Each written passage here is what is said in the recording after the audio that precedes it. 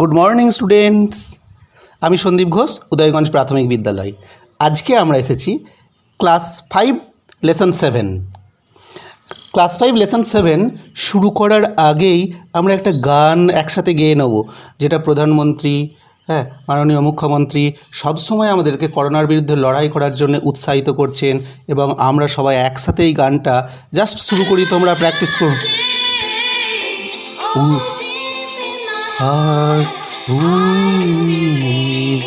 We shall overcome someday. We shall overcome. We shall overcome. We shall overcome someday. Oh, deep in my heart, I do believe we shall overcome someday. হ্যাঁ, এটা হচ্ছে inspiring song. আমরা শুরু করছি the rebel poet, বিদ্রোহী কবি। বিদ্রোহী কবি পড়তে গেলে কী জন্যে উনি বিদ্রোহী কবি হিসেবে চিহ্নিত হয়েছিলেন সেটা জানবো আমরা। একটা প্রথমে ডায়ালগ এবং পরে ট্রায়ালগ, এবং এটাকে টোটালটাকে বলবো কনভারসেশনের মাধ্যমে। আর আমরা যেটা ইন্সপায়ারিং সংটা শুনলাম, এটা বহুদিন ধরে প্রচলিত। অনেকে বলেন যে এটা গসপেল সং। সম্ভবত 1900 সালে চার্লস অ্যালবার্ট টিনলে প্রথম এটাকে লিখেছিলেন। তারপর অনেকে নানা বিদ্রোহে, নানা বিপ্লবে, নানা বিপদের সময় এই উই শ্যাল ওভারকাম সংটাকে কি কোরাস হিসাবে এককভাবে গেয়েছেন। আমরাও প্র্যাকটিস করব। উই শ্যাল ওভারকাম গানটাকে বারবার করে আমরা উই শ্যাল ওভারকাম গানটাকে প্র্যাকটিস করব। আমাদের গানটা হচ্ছে we shall overcome. We shall overcome গানটাকে আমরা প্র্যাকটিস করব। কিন্তু আমরা ভুলে যাচ্ছি যে আমাদের আসল কাজ, আজকে আমরা টেক্সটটাকে খুব সহজভাবে খেলার ছলে পড়ব।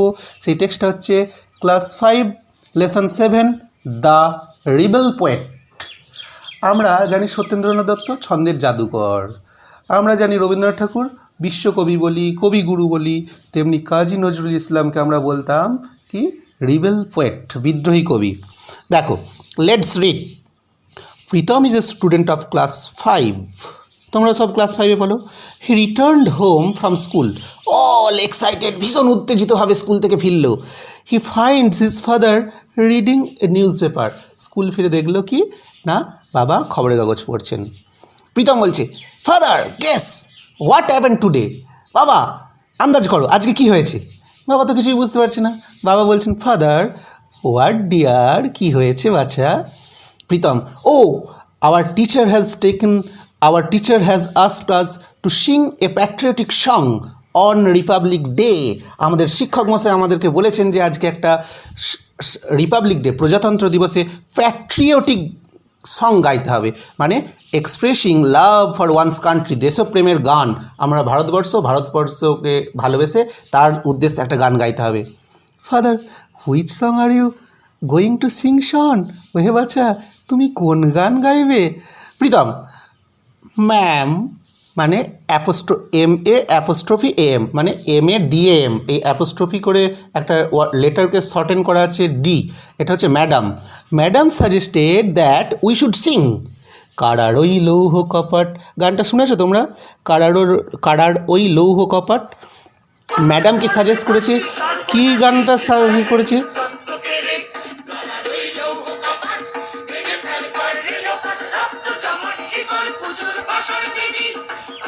এই কারারো লৌহ কপাট গানটা ম্যাডাম সাজেস্ট করেছে যে প্রীতম রিপাবলিক ডেতে গাইবে। Father do you know who has written the song. Pritam, তুমি কি জানো গানটা কে লিখেছে? Pritam, no father. Father, he is our great poet Kazi Nazrul Islam, the author of famous poem Bidrohi. তিনি হচ্ছেন যিনি এই গানটা লিখেছেন। বল উন্নত মম শির, শির নেহারি আমারি নত শির ওই শিখর হিমাদ্রির। বলবীর বল মহাবিশ্বের মহাকাশ ফাড়ি, চন্দ্র সূর্য গ্রহ তারা ছাড়ি, ফুলক দুলক গোলক ভেদিয়া, খোদার আসন আরশ ছেদিয়া, উঠিয়াছি চির বিস্ময় আমি বিশ্ববিধাত্রীর। মম ললাটে রুদ্র ভগবান চলে, রাজ রাজ টিকা দীপ্ত জয়শ্রীর। বলবীর আমি চির উন্নত শির, আমি চির দুর্দম দুর্বিনীত।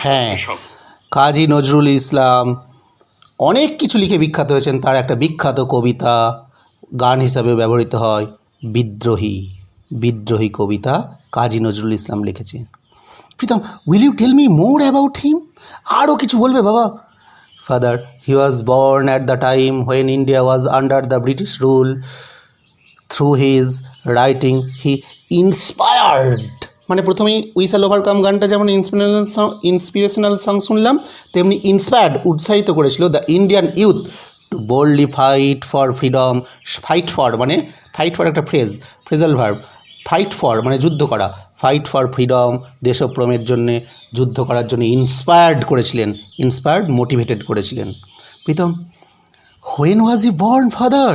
Father, he was born on 24th May 1899 in the village of Churlia.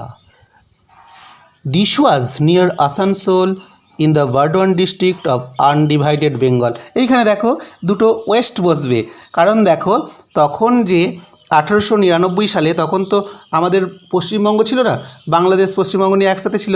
তাহলে কি হতো অ্যাকচুয়ালি, কাজী নজরুল ইসলামের জন্মস্থান দেখো ঠিক এইখানটায়। দেখো ওয়েস্ট বেঙ্গলে বর্তমানে 23টা জেলা, ছবিতে দেখছো এই 23টা জেলার যে পশ্চিম বর্ধমান, সেই পশ্চিম বর্ধমানের এইখানে আসানসোল। আবার আনডিভাইডেড বেঙ্গল, তার মানে কি এটাও পশ্চিমবঙ্গের মধ্যে। তাহলে এটা কি আমরা কেমন করে পড়তে পারি? This was near Asansol in the undivided Burdwan, now Paschim Burdwan বা Paschim Bardhaman, district of undivided Bengal, now in West Bengal. Clear? As a child he was attracted the folk theatre attracted to মানে আকৃষ্ট হয়ে গেছিলো। বাচ্চা ছেলে, দুখু মিয়া বলে ডাকতো সবাই, খুব গরিব ছিল বাবা মা, সে যেখানে খুশি রুটির দোকানে কাজ করতো, হ্যাঁ রাস্তায় যাত্রা নাটক এসব দেখতো। ছোটোবেলা থেকে উনি খুব অ্যাট্রাক্ট হয়েছিলেন ফোক থিয়েটার মানে লোকনাট্য, theatre of the common people of a country, আমাদের পশ্চিমবঙ্গের লোকেরা যে সাধারণ থিয়েটার করতো সেই থিয়েটারগুলো। And later wrote many folk plays, নিজে ফোক প্লেস লিখেছিলেন, লাইক দাতা কর্ণ, কর্ণ জানো, এই কর্ণকে নিয়ে কবিতা লিখেছিলেন, এই যে কর্ণের ছবি। অ্যান্ড কবি কালিদাস, কবি কালিদাস হচ্ছেন বিখ্যাত কবি, শকুন্তলা লিখেছিলেন উপন্যাস, তেমনি এই কবি কালিদাস আর দাতা কর্ণের উপরে তিনি ফোক থিয়েটার লিখেছিলেন। এবং এগুলো ফোক লোক মুখে মুখে চলতো এবং সব গ্রামে গ্রামে চলতো, সবাইকার মধ্যে ছড়িয়ে গেছিলো কে ছিল কর্ণ, কে ছিল কালিদাস, এই ছোটোবেলা থেকে লেখা কাজী নজরুল ইসলামের। প্রীতম, দ্যাট ইজ ইন্টারেস্টিং, খুব আগ্রহ পেয়েছে প্রীতম। ফাদার কাজী নজরুলের ছোটোবেলার কথা বলছেন। ইন 1910 1910 সাল, মানে তখন বয়স কত? কাজী নজরুলের 11 বছর বয়স। Nazrul met the revolutionary Nibaranchandra Ghatak who was his teacher. 11 বছর বয়সে নজরুল মিলেছিলেন revolutionary, a person who revolts, বৈপ্লবিক পরিবর্তন আনা নিবারণচন্দ্র ঘটক। এই যে নিবারণচন্দ্র ঘটক মহাশয়ের ছবি দেখো, হু ওয়াজ হিজ টিচার, তার শিক্ষক ছিলেন। The poet Kumud Ranjan Mallick was the headmaster of the school Nazrul join next. তাহলে ছোটোবেলাতেই কবি কাজী নজরুল ইসলাম মিলেছিলেন কি নিবারণচন্দ্র ঘটক নামে একটা রেভলিউশনারি ব্যক্তিত্বের সঙ্গে। তারপরই পরের যে স্কুলে ভর্তি হয়েছিলেন তখন তিনি কি হেডমাস্টার মশাই হিসেবে পেয়েছিলেন, বিখ্যাত কবি কুমুদ রঞ্জন মল্লিককে হেডমাস্টার হিসেবে পেয়েছিলেন। দেখো পরের আমরা অ্যাক্টিভিটি 1, 2 করে শেষে দেখিয়ে দেবো। হ্যাঁ, আমরা এবার পড়ি। এবার দেখো এই তো বাবা প্রীতমের সাথে গল্প করছে, প্রীতমেদের কনভারসেশন চলছে। এই কনভারসেশনটা এতক্ষণ ছিল ডায়লগ, দুজনের কথোপকথন। এই কনভারসেশন হয়ে গেল, ডায়লগ নয়, দুজনের কথোপকথন নয়, এখানে একজন এলেন। Uncle Rahim enters the room, he joined the conversation. Uncle Rahim এসে তাদের কথোপকথন যোগ দিলেন। Pritam, did Kumud Ranjan Mallick inspire him to write poems? তখন বাবাকে বলছে, বাবা কুমুদ রঞ্জন মল্লিক তো বিখ্যাত কবি, উনি কি কাজী নজরুল ইসলামকে কবিতা লেখার জন্য উৎসাহিত করেছিলেন? Father, yes, but Nazrul was also influenced by Rabindranath. এই দেখো রবীন্দ্রনাথ ঠাকুরকে তো চেনো, বিশ্বকবি, কবিগুরু, and the Persian poets like Hafiz and Khayyam. Hafiz আর খিয়াম হচ্ছে পার্সিয়ান পোয়েট, ইনাদের কবিতা লোকালিটিতে খুব বিখ্যাত ছিল। ইনারা ফোক পোয়েমস লিখতেন, ইনাদের কবিতা বহুজন ট্রান্সলেট করেছেন। কিন্তু কাজী নজরুল ইসলাম রবীন্দ্রনাথ ঠাকুরের সাথে সাথে পার্সিয়ান পোয়েটস, পারস্য দেশের কবি হাফিজ আর খিয়ামের দ্বারাও ইন্সপায়ার্ড হয়েছিলেন। দেখে নাও, ইনি হলেন হাফিজ আর খিয়াম, দুজনের ছবি দেখে নিলে। এবার আঙ্কেল রহিম জয়েন করছে। Uncle Rahim, did you know that Nazrul joined the army under the British? তুমি কি জানো প্রীতম, কাজী নজরুল ইসলাম ব্রিটিশ সরকারের আন্ডারে সেনাবাহিনীতে যোগ দিয়েছিলেন? এখন আমরা কি ভারত সরকারের আন্ডারে সেনাবাহিনীতে যোগ দিই? অনেকে আমাদের সোলজার আছেন, আমরা খুব সম্মান করি, বীর সৈনিকরা যোগ দেন। কিন্তু তখন যেহেতু ভারত পরাধীন, সেই পরাধীন ভারতে ব্রিটিশ সরকার বিশ্বযুদ্ধের সময় কিছু ভারতীয় বাঙালি এসব সৈন্যদেরকে নিয়ে কি ব্রিটিশ আর্মি গঠন করেছিলেন। তারা দেশদ্রোহীদের দেশ স্বদেশীদের বিরুদ্ধে লড়তো না, তারা শুধু ইংরেজদের যে বহিঃশত্রু ছিল দ্বিতীয় বিশ্বযুদ্ধে, তাদের সাথে লড়াইয়ের জন্য এই সেনাবাহিনী বানিয়েছিল। সেই বাহিনীতে যোগ দিয়েছিলেন। প্রথম বিশ্বযুদ্ধ হয়েছিল কত? 1914 থেকে 1918 সাল।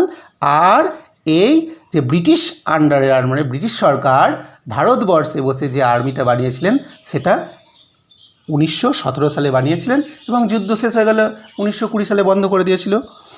একটা ব্যাটালিয়ানে থাকতো 228 জন করে। এরকম করে বাংলাতে 2টো ব্যাটালিয়ান বানিয়েছিল। সেই 228 গণিত 2 456 জনের যে আর্মি, সেই নামের লিস্টে কাজী নজরুল ইসলামেরও নাম আছে। কেন কাজী নজরুল ইসলাম জয়েন করেছিলেন? এটা আঙ্কেল রহিম জানালেন। He was in the 49th Bengali regiment. তিনি ছিলেন ব্রিটিশ সরকারের অধীনে 49তম বাংলা রেজিমেন্টের একজন সদস্য। After the first world war the regiment was disbanded. প্রথম বিশ্বযুদ্ধ শেষ হয়ে গেল 1918 সালে। ইন 1920 1920 সালে এই রেজিমেন্টটা তুলে দেওয়া হলো। তাহলে কাজী নজরুল ইসলাম 3 বছর চাকরি করে তার সেনাবাহিনীর চাকরি শেষ। So he came to Calcutta. এই জন্যে তিনি ওই রেজিমেন্ট ছেড়ে, সৈন্যদল ছেড়ে সোজা কলকাতায় চলে গেলেন। ও ক্যালকাটা, এটা বলি, ক্যালকাটার বর্তমান নাম কলকাতা, তোমরা জানো। এবার দেখো পেজ 78। ফাদার, তাহলে কি প্রীতম একবার জিজ্ঞাসা করেছে কে কে ইন্সপায়ার করেছিল, তারপর বাবা বললেন, তারপর আঙ্কেল জানালেন কীভাবে ব্রিটিশ রেজিমেন্টে যোগদান করেছিলেন, এরপর আবার বাবা বলছেন। Father, at that time India had Ryzen against the British rule. এই সময় কি 1920 সাল নাগাদ ভারতীয়রাও ব্রিটিশ রুলের বিরুদ্ধে গর্জে উঠছে। Nazrul protested against the cruelty of British in his own way. Kazi Nazrul তার যুদ্ধ করতে পারবে না? হ্যাঁ, একা কত সংগ্রাম করবে, তার নিজের পদ্ধতি বেছে দিলেন। In fact he also started writing poems, essays and songs to voice the protest. তিনি কী করলেন? নিজের মতো করে লেখা শুরু করলেন, কবিতা, এসে, প্রবন্ধ, গান, ব্রিটিশদের অত্যাচারের বিরুদ্ধে প্রোটেস্ট করলেন। He is the rebel poet of India. তিনি হচ্ছে person who fight against authority. British কর্তৃপক্ষের বিরুদ্ধে পেনের মাধ্যমে, কলমের মাধ্যমে লড়াই করা কবি, সেজন্য তাকে বলা হয় রিবেল পোয়েট অফ ইন্ডিয়া, ভারতবর্ষের বিদ্রোহী কবি। Pritam, I hardly knew so much. Hardly মানে একদমই না বা খুব কম। বাবা, আমি এত কিছু জানতামই না, শুধু কবিতা আবৃত্তি করবো এতেই আমি উৎসাহিত। Father, you read in his poem, you should read his poems like Kandari Hushiyar, খেয়া পাতার তরণী, এগুলো বিখ্যাত কবি। বিদ্রোহী যেমন কবিতা, তেমনি বিখ্যাত কবিতা হচ্ছে কান্ডারি হুঁশিয়ার, বিদ্রোহী কবি। হ্যাঁ, তারপর হচ্ছে তোমার কান্ডারি হুঁশিয়ার, খেয়া পাতার তরণী, এগুলো বিখ্যাত কবিতা যেগুলো বাঙালি যুবকদেরকে, ভারতীয়দেরকে ইন্সপায়ার্ড করতো। And listen to the listen to his song. Kazi নজরুলের গানগুলো শুনবে। The British are afraid that Nazrul's writing could instigate the Indian freedom fighter. ভেবেছিল উদ্দীপ্ত করবে, উৎসাহিত করবে, ইনস্টিগেট করবে, আর্জ টু অ্যাক্ট, কাজ করতে বাধ্য করবে। কি ব্রিটিশরা ভয় পেল যে এরকম কবিতা, এরকম গান শুনলে তো ওরা ঝাঁপিয়ে পড়বে। Pritam, what did the British do? বাবা, তারপর ব্রিটিশরা কী করলো? তখন আঙ্কেল রহিম বলছে, দ্য ব্রিটিশ গ্রিউ পিটার্ড। দেখো এই স্পেলিংটা নতুন দেখছো, পিটার্ড, উচ্চারণটা পিটার্ড মানে ওরিড, মানে ডিস্টার্বড, যেন বিরক্ত করতে শুরু করলো। হ্যাঁ, কাজী নজরুল ইসলামকে বারবার করে বিরক্ত করতে শুরু করলো, যাতে ওর কবিতার মন থেকে, কবিতা লেখা থেকে, সাহিত্য থেকে নজর সরে যায়। তখন বাবা বলছেন, in 1922 Nazrul started a magazine, ধূমকেতু। একটা ম্যাগাজিন নাম দিল আমরা সেই সত্যজিৎ রায়ে পড়েছি না, সত্যজিৎ রায়, সুকুমার রায়, ওনার বংশ থেকে উপেন্দ্র কিশোর রায় সন্দেশ পত্রিকা যেমন লিখেছিলেন, হ্যাঁ, শুধু আনন্দ দেওয়ার নিছক চাইল্ডিশ, খুব ভালো, শিশু মনে প্রভাব ফেলে, তেমনি ইনি শুরু করলেন ধূমকেতু। হোয়ার হি পাবলিশড আনন্দময়ীর আগমনে পোয়েম। এই ধূমকেতু কবিতায় একটা অদ্ভুত কবিতা পাবলিশ করলেন, আনন্দময়ীর আগমনী পোয়েম। বীর যুবাদের দিচ্ছে ফাঁসি, ভূভারত আজ কসাইখানা, আসবি কখন সর্বনাশী। আনন্দময়ীর আগমনের কবিতা। সেনা আজ টানছে ঘানি, তেপান্তরের দীপান্তরে। এইভাবে ব্রিটিশদের বিরুদ্ধে ইনস্টিগেট করার জন্য এইভাবে উনি কবিতা লিখতে শুরু করলেন, আর এই কবিতা প্রকাশ হয়েছিল ধূমকেতুতে। চক্র তাহার চরকা বুঝি, ভণ্ড হাতে শক্তি হারায়। এরকম বিদ্রোহী কবিতা অনেক কবিতা শোনাবো ক্লাসের পরে তোমাদেরকে, এক্সট্রা টাইমে অনেক কিছু শোনাবো। আনন্দময়ীর পোয়েম।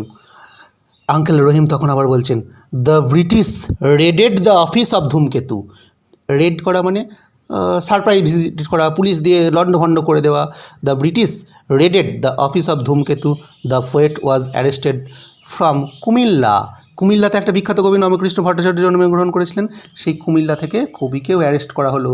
কি, কাউকে খুন করেননি, কারোর বিরুদ্ধে কিছু বাজে কাজ করেননি, শুধু বিপ্লবীদেরকে উৎসাহিত করার জন্য পেনের দর দেখিয়েছিলেন। তাই তো বলা হয়, pen is mightier than the sword. কলমের ক্ষমতা তরোয়ারির থেকে অনেক বেশি, সেটা ব্রিটিশরা বুঝেছিলেন, তাই কি কুমিল্লা থেকে অ্যারেস্ট করেছিলেন। Pritam, what happen then? কাকাকে বলছে, কি হলো? এত বড় এত বিপ্লবী কবি ইনাকে অ্যারেস্ট করে দিলেন, কি হলো? He was transferred to Hooghly jail and there he began fastening. খুব ইম্পর্টেন্ট।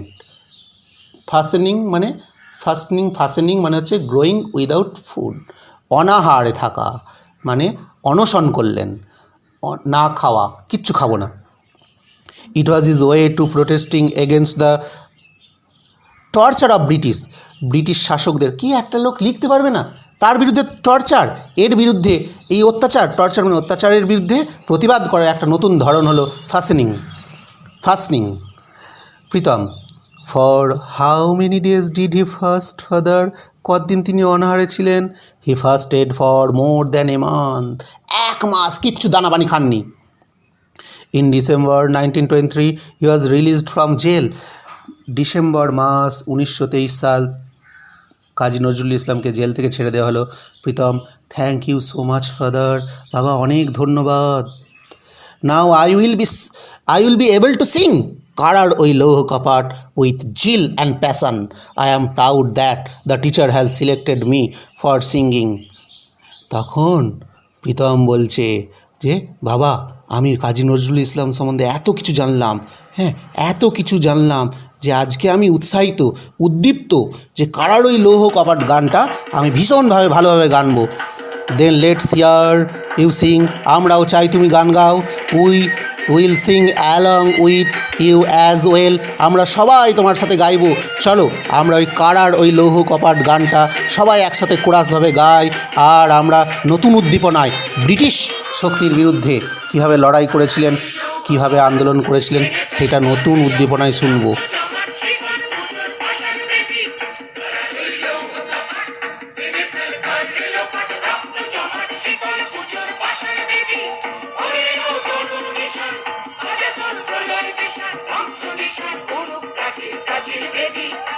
প্রীতম, আঙ্কেল রহিম, ফাদার একসাথে কোরাস সং, একসাথে এই কারারই লৌহ কপাট গান গাইলেন। ঠিক আছে, আমরা অনেকগুলো গান শুনলাম, কবিতা শুনলাম, এগুলো আমরা দেখব, শুনবো, বারবার প্র্যাকটিস করব, আর তোমরা ঠিকভাবে সোশ্যাল ডিস্টেন্স মেনটেন করে চলাচল করবে, মাস্ক নিয়ে বাইরে বেরোবে। ঠিক আছে, গুড বাই, ওকে।